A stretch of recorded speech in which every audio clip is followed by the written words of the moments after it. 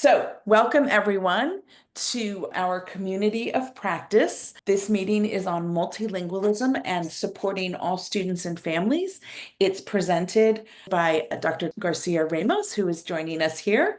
And just to give you a little background on our norms, first, we're going to ask that you mute unless speaking. Please raise your hand or use the chat to participate or ask questions, but please also do participate. We hope to have these communities of practice be not only a presentation of important and interesting information with experts like Dr. Garcia Ramos, but also a chance for all of us to share and learn from each other. A quick overview of CEDAR. CEDAR stands for the Collaboration for Effective Education Development, Accountability, and Reform, CEDAR. They are a national technical assistance center based at the University of Florida. They provide assistance to collaborating teams of state departments of education, institutes of higher education, and local education agencies to ensure effective teachers and leaders for each student. They're currently participating with 19 states. Kate, is that still correct? I think we're actually at 22 now, so 22 states. So I'll get the updated. And you can find lots of resources, amazing resources at cedar.org. Our winning aspiration is that every student with a disability has an equitable opportunity to achieve. And just a brief overview of our community of practice webinar series. This is, I believe, our 7th webinar. We aim to share information that supports educator preparation programs and redesign efforts grounded in inclusive practices. Previous topics include teacher performance assessments, dyslexia, literacy and higher support needs, traumatic brain injury, extensive support needs, and clinical practice and higher support needs. And we do have a playlist. The recordings can be viewed. There's a link down here at the bottom. I will be sharing this presentation slide and anything Dr. Garcia Ramos wants to share with us as well after this is finished. So now I would like to introduce our esteemed speaker, Reina Garcia Ramos. She is a professor of education and director of the teacher preparation program at the Graduate School of Education and Psychology at Pepperdine University, where she also directs the MAT program. She is the daughter of Mexicano immigrants from, I'm going to not do this well, Guerrero, Mexico, and the first in her family to attend college and obtain an advanced degree. She teaches courses that help pre-service teachers understand theory and pedagogy for the effective instruction of bilingual and multilingual classrooms in TK through 12 classrooms. Her work addresses the academic gap among multilingual learners in California's public school systems. She's established university school partnerships that allow pre-service teachers extensive learning experiences with multilingual learners. She's the recipient of the Distinguished Teacher Educator from the California Council on Teacher Education and the Howard A. White Award for Teaching Excellence from Pepperdine University. She's the board secretary for CABT, a board member for CCTE, and a member of the Committee on Meetings and Professional Development for AACTE. So as you can see, she's just an amazing person who's going to have some wonderful things to share with us. So I'm going to stop sharing my screen and escape this. Hold on, sorry, sometimes and now I'm going to share Dr. Ramos's slideshow, and hopefully everyone can see this. Okay, so Dr. Garcia Ramos, please take it away. Yeah, thanks everyone for being here. Buenas tardes. Reina here, chiming in from, actually today I'm in the Inland Empire, and you may have been listening to the news, and Pepperdine has been, on pins and needles because we have had a fire in our, around the main Malibu campus, but thank God everybody is okay, structures are okay. And this is finals weeks for us and the last week of the semester, so it's been quite a week. So if you see bags under my eyes, it's because we've slept very little. And the highlight this week was actually being able to be here with you, hopefully to have a discussion and to talk about this topic about multilingualism, which in my eyes is really about an opportunity to support all students and families. So yes, next slide, please, Annie. So what we're going to do today, and I hope to be able to cover, is a little bit about multilingualism. Some of you might have a background in that, and just share out a little bit more around its development. So I get a lot of questions from folks uh, not part of this area of the field in the work. So, and we're having really deep discussions, those of us that are actually in it, about bilingualism, multilingualism, and I'll share a little bit about that and why it's important. And then I want to connect that to inclusive classrooms and what that means for the opportunity to validate students' language and culture as they come into our inclusive classrooms. And I want to end with engaging families or familias, because I think that, as we know in the field, that the multiple prong approach is always better than the single avenue to supporting our students and our families. So yes, Annie, so let's start with multilingualism and let's see what where it comes from, what it is, and why it's important. Okay. If you have been in the field and have looked at this area of work, we know that multilingualism is not a recent phenomenon. As a matter of fact, Senos in 2016, which I really appreciate this work, really looked at multilingual scholars from different parts of Europe that were responsible for translation of Arabic and Greek texts into Latin and the transmission of learning in the Middle Ages. That's just one example. She goes on to talk about multilingualism also being present in the first written examples of Spanish and Basque languages, the Glosso Emilianeses. These were notes in Spanish and Basque that were written in Latin books at the end of the 11th century. And then at the societal level, a well-known example is multilingualism in England after the Norman conquest in 1066, where English language was the majority of population, but Norman French was the language of the ruling class, and Latin was the language of record keeping in the church. So if you think back to maybe your own historical context, in my context, I often think about mom sharing, and Annie, you did a great job about that. My parents are from Guerrero. In my mom's household growing up, where my grandma still spoke a little bit of Mixteco and had to learn Spanish as a way of being part of society at the time. And then my mom moving into the United States and learning English. So multilingualism is part of many people's histories in many contexts. And to now surface that as a way to really appreciate how much it's been part of our historical context and how it enhances what we know and how we understand families and communities. Okay, Annie.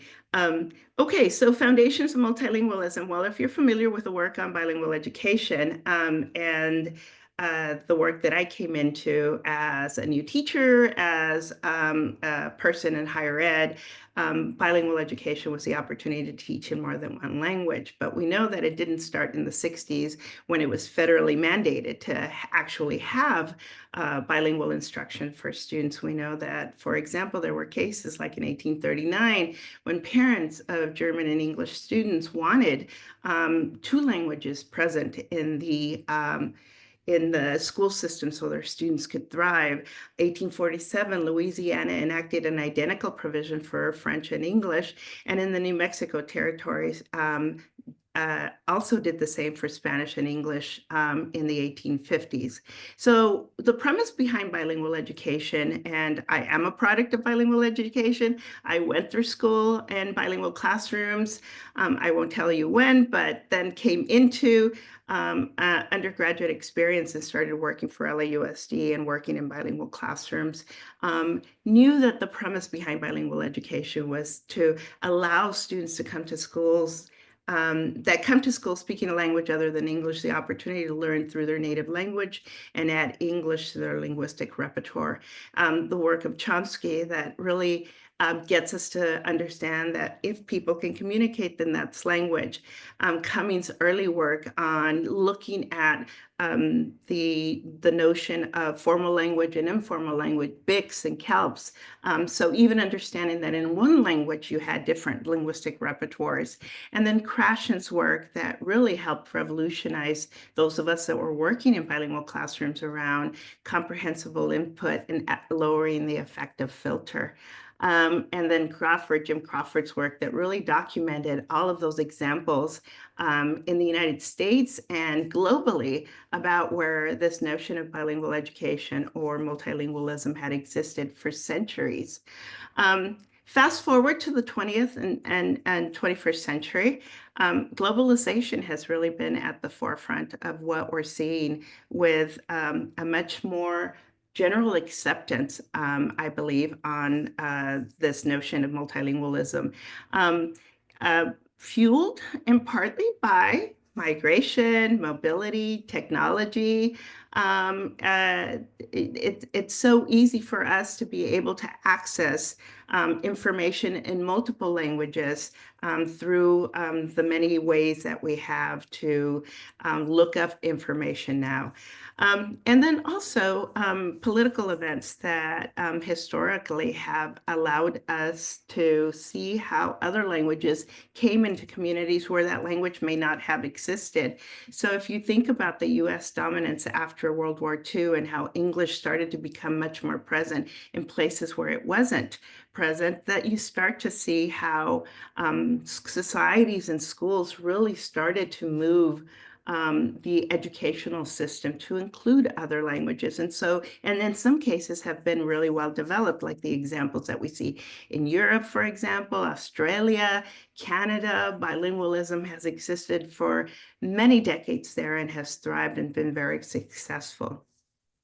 But multilingualism, like Lee says in 2008, is defined as a multilingual individual, defines a multilingual individual, as anyone who can communicate in more than one language, be it active through speaking and writing or passive through listening and reading. So really getting at this notion that languages not only are foundational to people's identity and development, but also precursors to what we now know as literacy, ways in which people come to understand and be able to communicate through these multiple ways. The work has really been fueled in multilingualism. We have some great colleagues at Cal State Fullerton, for example, that have really adopted this notion of plurilingualism. Fernando and his colleagues there, I can give you some resources later of the work that they're doing in Orange County around plurilingualism. Polylingualism, these multiple ways in which we're seeing language represented and being able to communicate in these spaces. And then as of late, this notion of translanguaging, the work of Garcia and Way, really moving the needle, if you will, for us to focus on this notion that multiple aspects of multiple languages are present when people that have diverse languages come together, and that the more that we highlight and use their native language or their languages that they're coming from in classroom really spurs their academic and literacy development in classrooms. Jufferman's work in 2011 also alludes to the notion that translanguaging helps people's cognitive development. And then my own colleagues' work, Eduardo Munoz at San Jose State University, for example, that really speaks to this notion of translanguaging.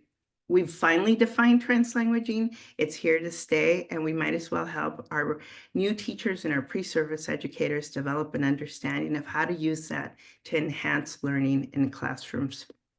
So what does this mean for teacher preparation? Well, in my mind, I think that in California, we've actually been we've been great at being a step ahead. And so they always say, as California does, so does the nation. And so back in 2008, the California Commission actually enacted the English Learner Authorization, along with the Cross-Cultural Language and Academic Development, otherwise known as CLAD. And even before that, there was CLAD. But if you all remember, and we're in the field, this 2042 legislation that really helped educator preparation programs focus on helping our pre-service candidates have access to understanding how to prepare to be teachers of English learners. Prior to that, if teacher candidates had decided that they wanted to work in districts or were going to be in districts where they had a large number of English learners, then they would take these teaching English learners courses. Well, the state at that level had said, no, everybody needs to have this capacity development so that teachers are prepared to work with all our students.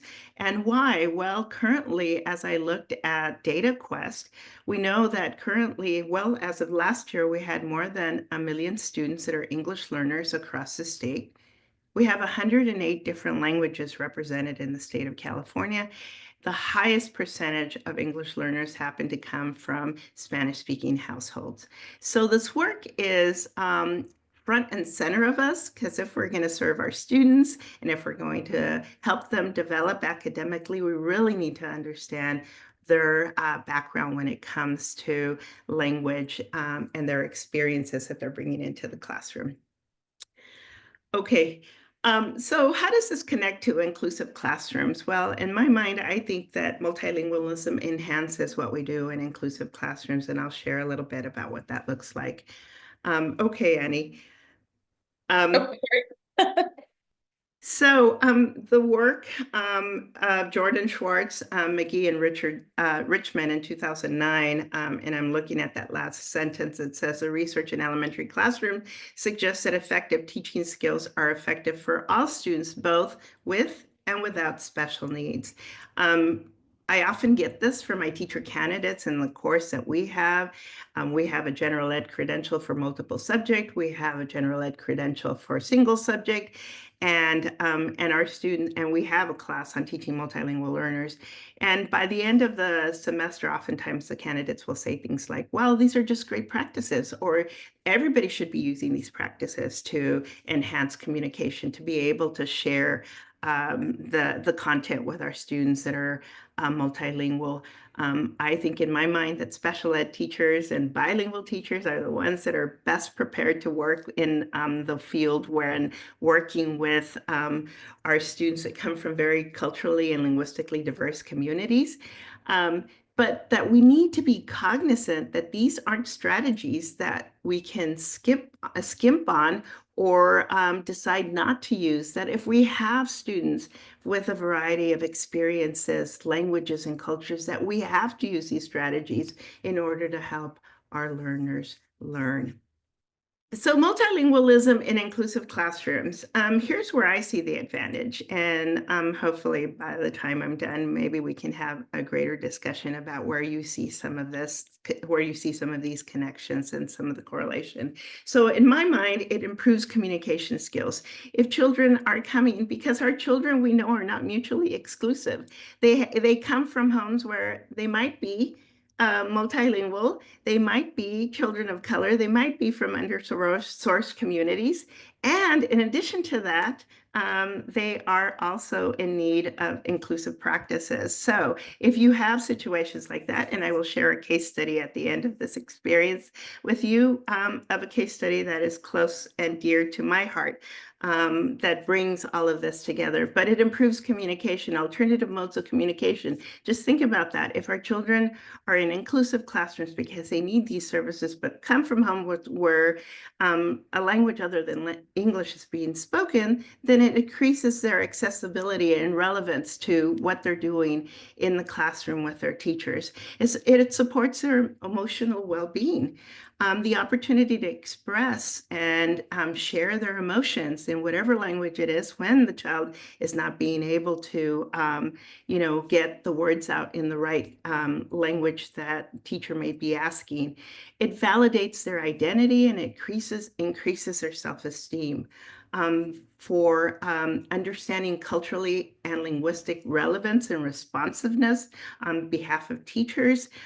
I always tell my candidates that the more that we're being culturally and linguistic responsive to our students and their families, it reduces isolation that students may be feeling, it maintains their heritage, and it creates a sense of belonging. What are we doing to help our teacher candidates develop practices that share with their students and their families a sense of belonging, that this is their space as well?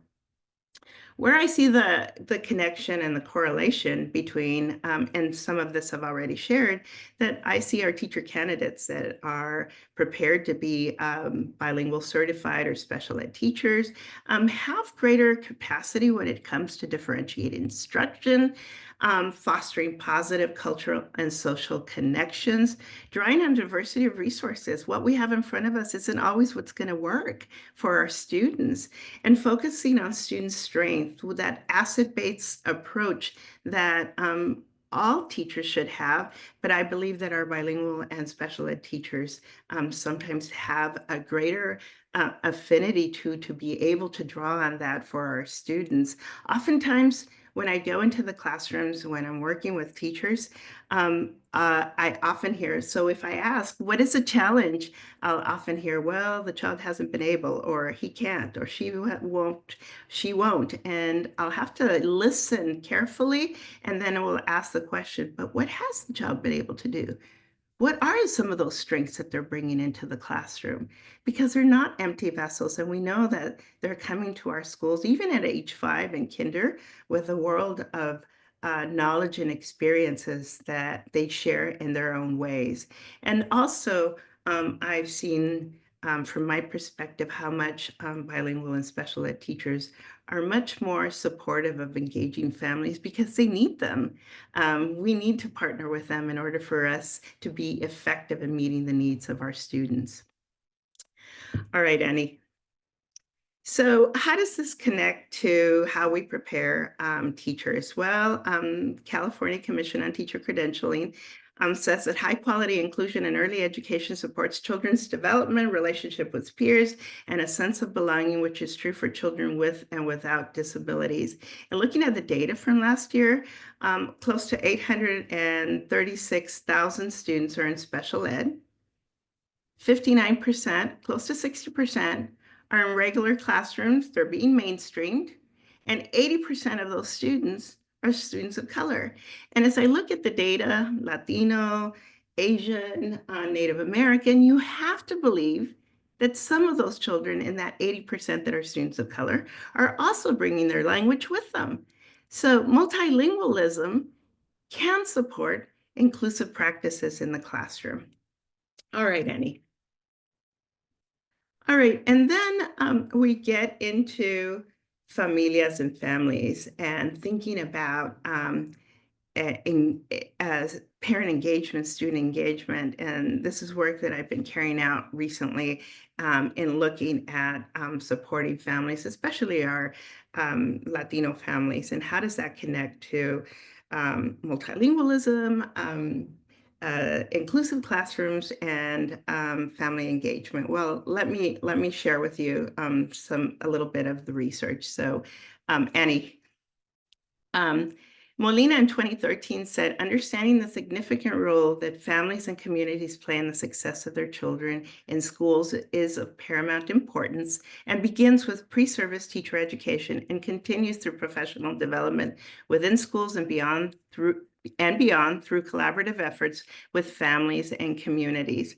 I don't know about you, in your context and in your educator preparation programs, but we have really done a revamp of our program to make sure that our teacher candidates are developing the skills and dispositions that they need to be able to engage parents. Oftentimes when you go into the field and talk to teachers, what I hear most is, this is not something that I learned in my teacher preparation program. They learned how to teach and work with kids, but not work with adults. And families are such an essential part of when you're working with all students, but particularly our multilingual and our students in special ed and with disabilities. Okay, so engaging families, what might be some of the advantages? Well, we all know the research, the work on family and community engagement, the work of Epstein, Gloria Latson-Billing, the work of Quesada and Luke at CSU San Bernardino and Constantino in 2014, that there is a direct correlation between family engagement and student success. We see that over and over. So that if this is a known fact, then there is no way that we wouldn't want this in our schools, in our classrooms, as part of the experience. And so in looking at the research, we know that it also increases attendance. There are less discipline and behavioral referrals when families are connected, because there's that relationship to connect with the families when you see something that you might be able to address early on. And that it also improves attitudes towards schooling. Communities will have a positive view of schools and will want to partner. So if you get to that last bullet, you start to see how it becomes cyclical, because if families then want to participate and be involved, then they're going to feel a greater connection. It's going to impact student achievement. There's going to be, so yes, family engagement is key. There's advantages to that. And then related to the research and correlation, the California Department of Ed put out, has a series actually on their webpage that talks about family and community engagement. And I really like this one on that page. And I'll share the slide deck with Annie, and so she can share it with all of you. And it talks about family and community engagement greatly increases the likelihood that students will learn and thrive. Students are more prepared for schools and likely to achieve and more likely to graduate when they are supported by schools, families, and communities working together in a coordinated fashion. It can't be a one-off thing. It can't be one professional development. It can't exist just in the pre-service program. It needs to be ongoing, because if we know anything about schools and school systems, we know that our school systems and our communities are constantly changing. So what is the composition of the families and the communities that we need to engage now, because our communities change?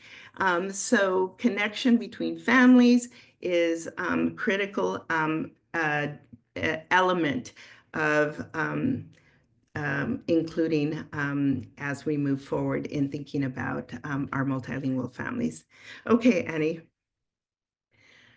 Okay, and so how does this connect to our educator preparation programs? Well, in 2020, the California Commission on Teacher Credentialing put out an information brief entitled Strengthening Parents and Families Engagement in Pre-Service Preparation Programs. And this was really a report that came out right after COVID, prompted by the isolation caused by the pandemic and a move towards guidelines for educator preparation programs to prepare pre-service teacher candidates and effective approaches for parent engagement. I think for us in our programs, this has really been a foundational document that has really helped us think through, where are we inserting elements of parent engagement in our program, and where are we helping our candidates develop the dispositions and skills that they need to engage their families. I often tell my candidates, if it's not happening school-wide, you can do it in your own classroom. Creating a sense of belonging is something that you have control over in your own classroom. So in a report by WestEd in 2019, 198 local education agencies, 11 regions across the state, and only 24% of the families in the state of California felt like the schools were doing anything to keep them engaged. When it comes to input It's not one way, it's a two-way dynamic where families are being able to give input. What does that engagement look like? What are my needs? How can you help me? 36% of the families said that they felt like schools and classrooms were actually listening to them. And when it comes to supporting families that are culturally and linguistically diverse, only 26% of the families said that they felt supported. So the data is very glaring. The data is there, and it's telling us that if we want to create systemic change in ways that are going to support our multilingual students and our diverse student population, that we have to have these multiple prong approaches when it comes to our multilingual and in multilingual families and inclusive classrooms. Okay, Annie. All right, so I'd like to end and then have a discussion, and I hope I can do this because I wasn't able to upload the videos, and I want to share Jack with you all. Jack is my great nephew, and at the age of 3, he was diagnosed as nonverbal and autistic. And at the age of 3, because he grew up in a family household where he was listening to Spanish and English, and because he was nonverbal, the family decided that at that point they were going to help him with a resource to learn sign language. So if you think about the variations of languages that sometimes we bring into a household. So in this household, Spanish, English, and sign language are now part of the medium that is used by the family to support Jack to be able to communicate. And so I'm going to share some videos here, and I hope I can do this because I tried earlier and I think it worked. Are you able to see a child with a birthday cake? So this is Jack. He had just turned 4. And so we had sang happy birthday to him, and we had finished, and the candle was still there, and he was not blowing out the candle. And so when we said to Jack, go ahead, blow it out, he motioned to us to continue singing. And we knew at that point, after we had sang happy birthday, that he was waiting for Las Mañanitas. So if you know about Mexicano culture, this is very much the birthday song that we sing at birthdays. And so it wasn't until we finished singing Mañanitas that he was able to blow out his birthday candle.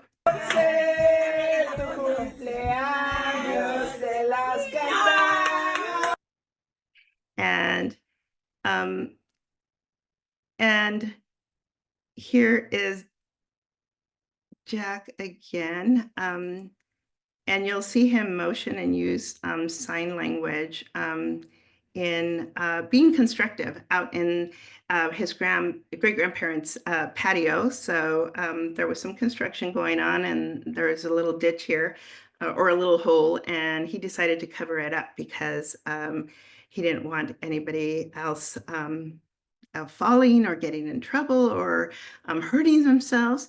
And so on his own, not prompted, something that he decided to do on his own. So here he is. Did you leave the water running, Michael?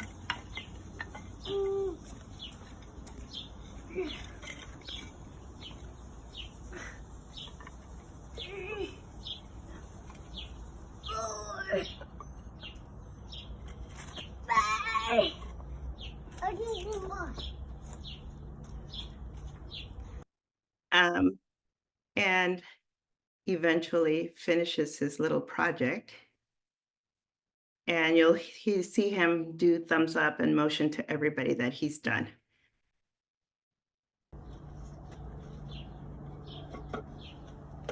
Yeah!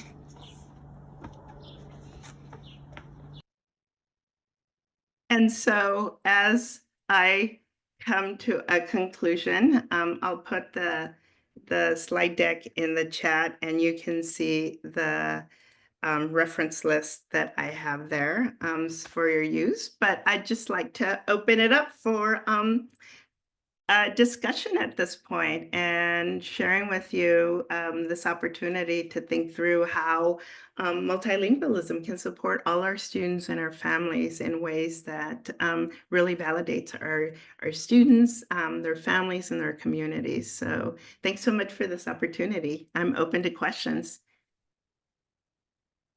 Thanks. I can go ahead and start.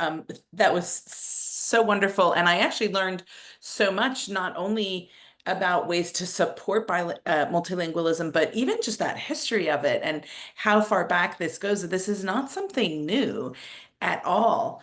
I really appreciated your focus on engagement with families. As a special educator, that's so important because and allows us to really look at that strength-based approach and those strength-based assets.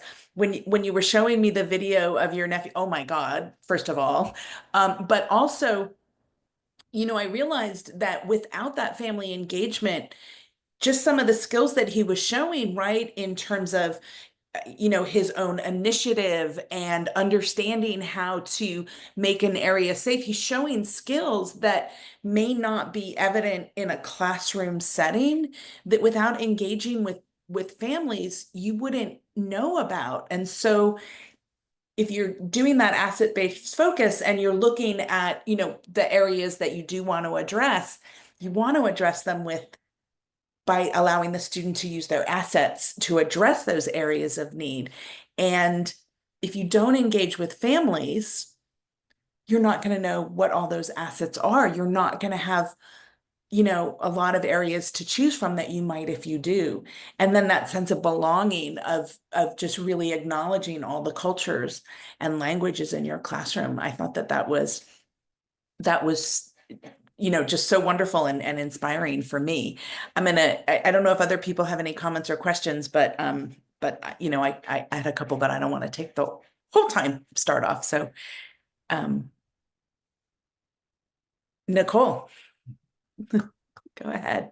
Hi, I had a couple questions. One is more technical in nature, and I guess that is in reference to the terminology used between bilingual education, multilingual education, bilingual learners, multilingual learners. I understand the technical, the quantifiable difference between those words, but where do you see the terminology moving towards? Yeah, great question, Nicole. I think for those of us that have been in the field for a while, we're ready to move on to really adopting more of a multilingual translanguaging approach. I don't know that the state is. So we have been in deep discussions through CAPTE about maybe this is time for us to be thinking about language that really defines where we're at in terms of the research, in terms of the work that's been done in the field on how we label, and even labeling in and of itself, right, is a challenge. But how we refer to individuals that have this experience as they come into our schools. And so as we move through, I think as we move through the work, I think you'll probably see more of multilingualism and translanguaging in reference to how the work that we see coming out of dual language programs, bilingual programs, English as a second language, for example. But that bilingualism as a terminology will probably be there for a while until some of the much more formal structures, State Department of Ed, National Department of Ed, adopt different ways. And there's no consensus also, right? In our field, I'm sure that you, in your field also, in how we reference the work that we're doing. So we have had deep discussions through GABE, through CAPTE, through the state, NABE, National Association for Bilingual Ed, about what is the terminology that we want to adopt, and there hasn't been a real consensus. And actually, I see that as an opportunity to really have a variety, because what happens in multilingual settings in one context is very different than what happens in a multilingual setting in another context. And so appreciate the work as it comes out. Senos, the work by the one that I quoted right at the beginning, she has some really great resources that looks at the challenge in defining multilingualism and the discussions that have been had in the research space around which one of the terminologies really speaks to what we're seeing in the field. Great, thank you. My second question is kind of a bigger one, and there's no one answer, but where I am at UMass Global, we are right at the beginning of developing a new master's in multilingual education and a new bilingual authorization program.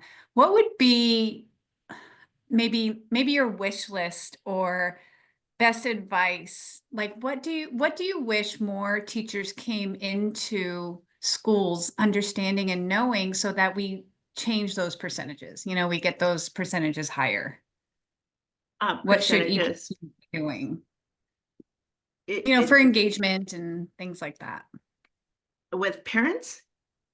Or Yeah, more with engagement of parents and just overall effectiveness with our multilingual learners, especially those with, you know, diverse needs. Mhm. Yeah, that's a great question. Well, What are we lacking? yes, more time, more time with our Right. candidates. I wish I had more time with my candidates. I feel like I'm, sometimes providing them with so much, and are they able to make sense of it and process it? That sometimes comes later, and I love the communication that comes through from alumni. Sometimes they're like, I finally understand what you were trying to tell me. Um, but I definitely think that if we're going to develop a new program that focuses on multilingualism and pursuing the BILA credential, that there has to be a component that really thinks through, like, what are the elements, the experiences that parents have, most work, funds of knowledge, and how do we capitalize on that so that we are really being attentive to the families, their changing challenges and experiences in the field as a way to really be attentive and drawing on their experiences to use that as part of instruction in the classroom. I also think that as you think through developing a BILA program, that early on, many of our students that develop, that go into the BILA program actually come from homes where they were part of the experience as well, whether they were formally in bilingual programs or want to be in that setting. Uh, that their own experiences can really enhance the experience of the students. We went through, some legislation, so post 227, where we didn't allow our teachers to use their students' native language, removed all literature in the classrooms, didn't allow teachers or students to communicate with each other in ways that were more authentic um, and free. And so now it's a real culture shift for us to be able to say, hey, you should be doing this, right? It's like the work that I do in parent engagement. When you go out and speak with families, oftentimes I have to remind my candidates that if your families come from a Latin American context, for them to be in the US context now, and for us to tell them, hey, so parent engagement is good, come and be part of the experience, is a mind shift. They have to do some re-networking for them, because in their own context, and I speak this from personal experience as well, to go to schools, to be called to school, to participate in schools was not anything positive in their context and in their own countries. It was something negative. You only went to school when kids were in trouble, when there was something that you needed to address, when there was a bill to pay. So when they show up in the US context and we say, hey, parent engagement, come, we really have to meet the parents where they're at, explain to them why that parent engagement is essential and expected of them in this new context in order for their students to thrive in this new experience. So if you're thinking about families and engagement in the BELA program, really thinking through those assets of what are the candidates already bringing that they can use to enhance that experience, and then also really starting small to help explain what is parent engagement and what would it look like being open to parents giving input to that process. Great, thank you.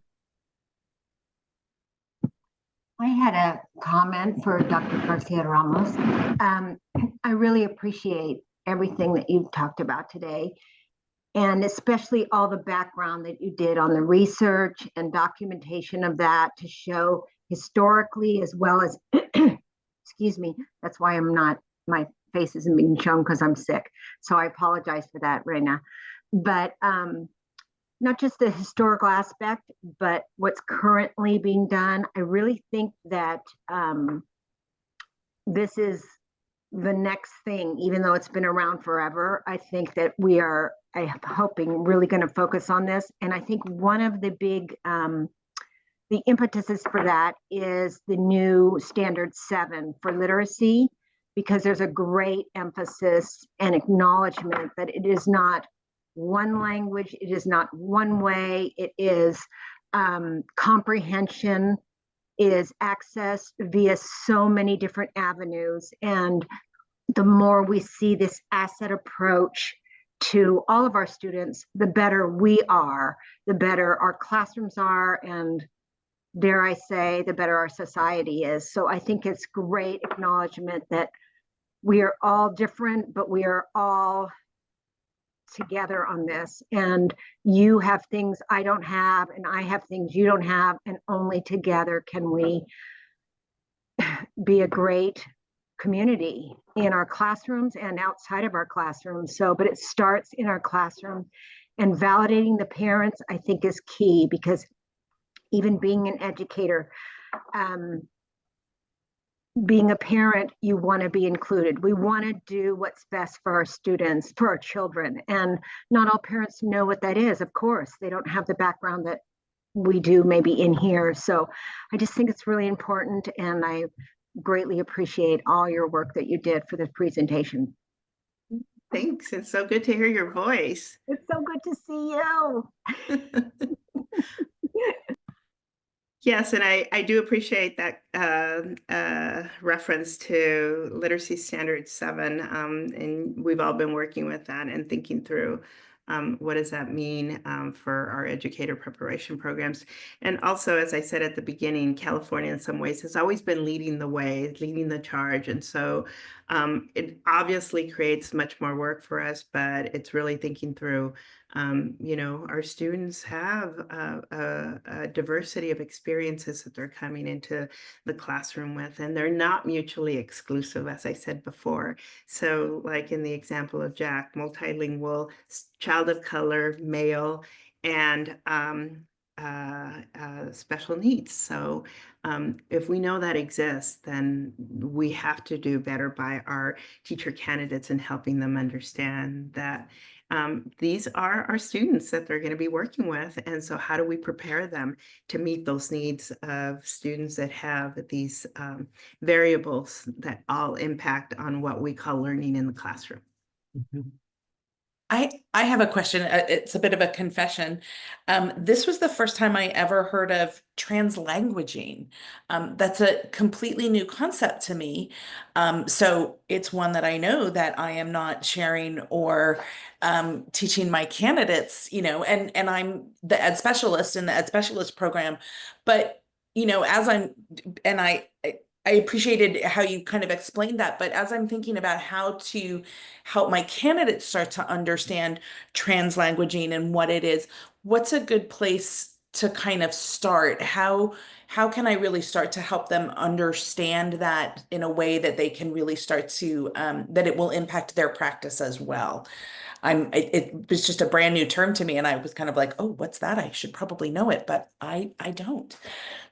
Yeah, thanks for that, Annie. We've always had, as generations change, we have had the infusion of language. So in my early days as an adolescent, my parents would say something like, "Don't speak Spanglish," because it was either Spanish at home or English at school. And then we now know that it's not, something that is negative or less than as a language, but that there are multiple ways of communicating, and that all of those compose your linguistic repertoire and what you bring into the classroom. And so when you hear the students mixing languages, using colloquial language as a way to finish their assignments, as long as they're on task and as long as they're getting the work done, and as long as they're being able to be productive,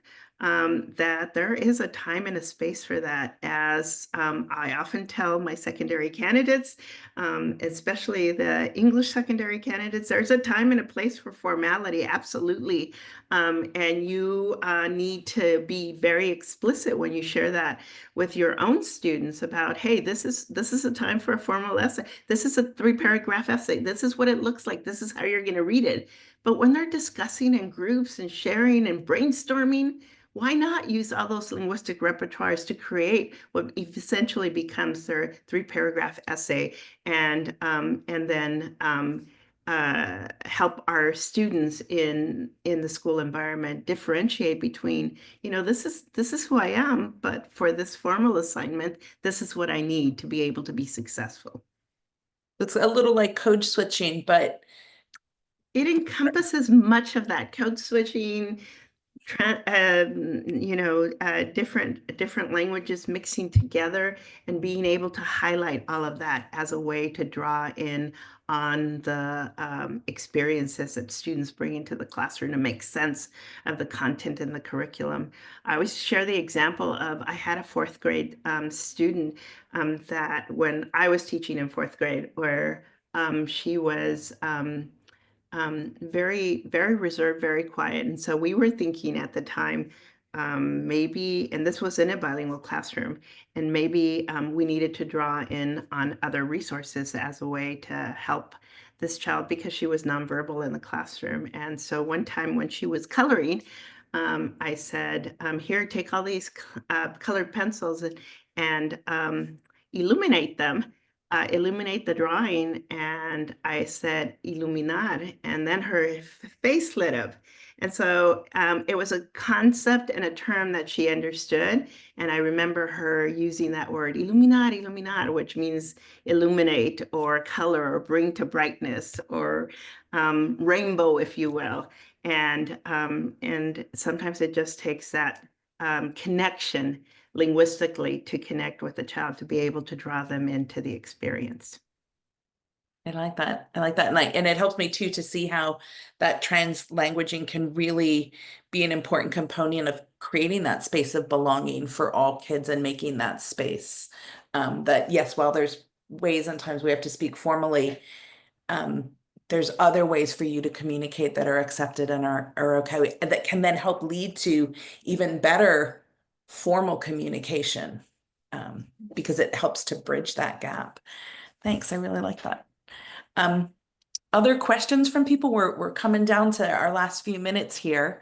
And I want to make sure everybody's had a chance to ask questions before we wrap up. James, go ahead, please.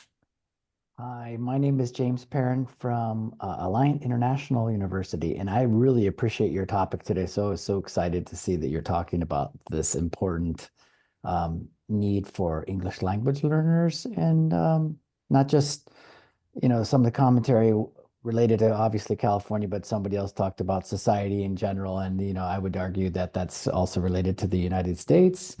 I won't mention anything about the current political climate or the directions that we're heading, but I do appreciate the nature of the essence of the topic.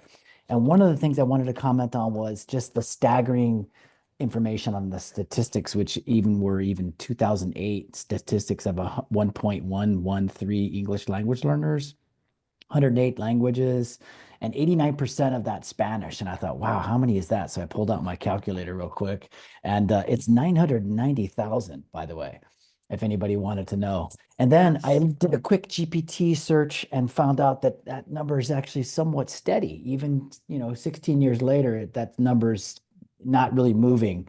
At least the 1.1 million English language learners in the state of California, which the state website says that's 20% of all learners in K-12 systems. So at our university, one of the things that we're currently doing, and I think this is very important because it's a strongly urged mandate, and that my boss is in the meeting right now, by the way. So I'll just she's got my back, hopefully.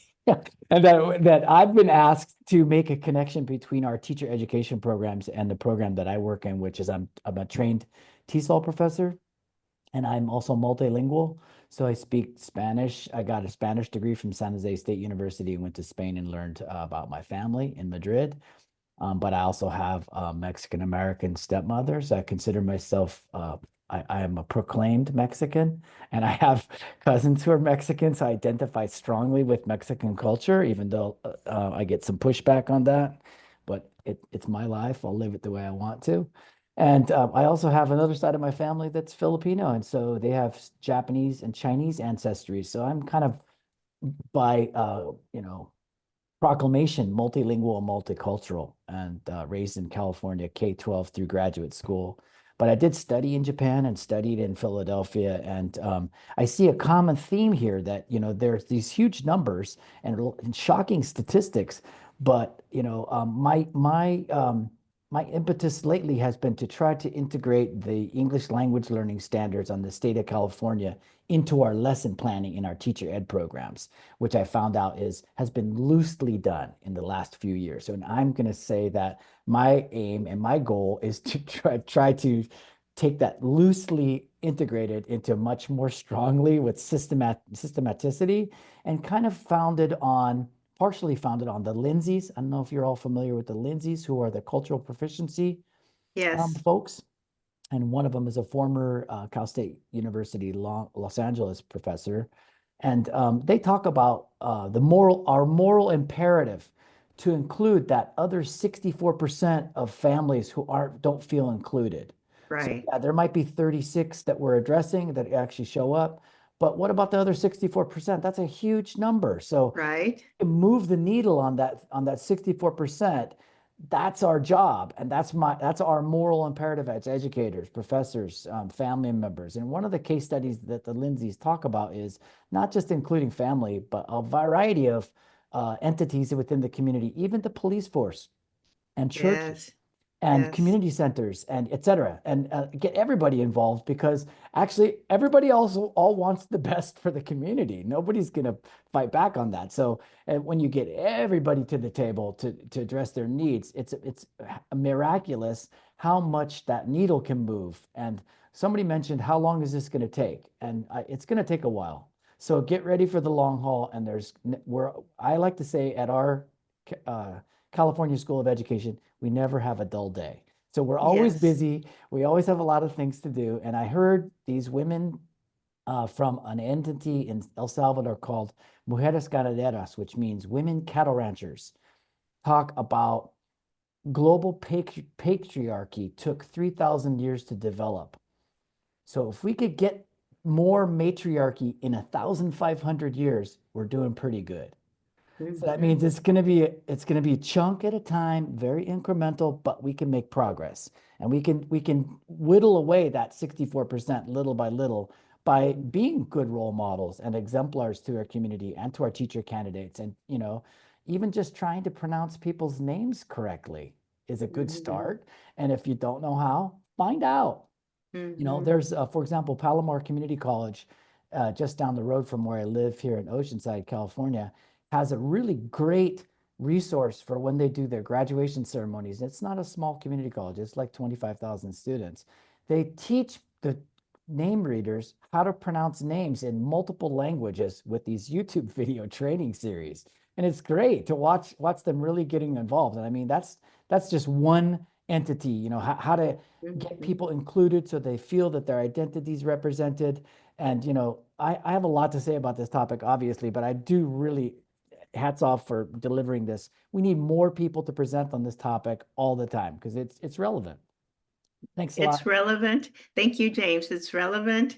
And you're right, at this stage where we're at in post-presidential election, really thinking through what does this mean for our programs and our students and our families as we move through. So I'm sure you've been listening to the chatter on how some institutions have already started to bring AACTE, for example, is starting to bring a wider national discussion about how do we protect our families and our students. And so I don't have the resource at my fingertips right now, but AACTE on their website has some great resources. Nice. Yeah. Well, we are at time. I would love to continue this discussion for a lot longer, but Dr. Garcia Ramos, thank you so much for this presentation. It has been so informative. I know that this was a busy time, and I am sure that the small group we had here, not that small, it was great discussion, but I know that this recording, when it's posted too, that a lot of people are really gonna be able to get a lot out of this. So thank you so much. You know, maybe we'll call you back for a part 2 sometime as well, if you're open to that. Because as you said, given what's happening, you know, in our US culture, I think that this is going to be something that we're going to need to revisit and to really help our candidates create these spaces, safe spaces of belonging for everyone who is involved in them. And I think that this is going to become more and more critical. So thank you so much. I learned a tremendous amount. And I hope everybody else did too. And we'll keep you posted on future community of practices. I did put in the chat the link to our, we have a playlist where we post all the recordings. We will post this recording there as well, but that will all be going up. So this resource will go out to lots and lots of people and be shared. So thank you so much. And for your work. thank you for the opportunity to share and meet new colleagues. And it's always a great opportunity to network and maybe, you know, who knows, maybe there's some collaborative projects down the road. So appreciate Would meeting. love that. So if you're open to that, you know, we now have I think your email address is somewhere in there. So Yes. I think that that's a great idea, and being able to do some collaborative project. And I'll let the folks at CEDAR know that you're open to that too, because they have even a wider national audience as well. Yes. And I think you have so much to share. Oh, thank you. Thank you. All Okay, right, well, everybody, thank you. Happy holidays. Thank you for their time. I know this is an incredibly busy time of year. So thank you for your time, Dr. Garcia. Again, thank you so much. And we look forward to, I'll share the presentation and hopefully seeing all of you yeah. again at a future community of Yeah, practice. and I hope you have a beautiful winter break.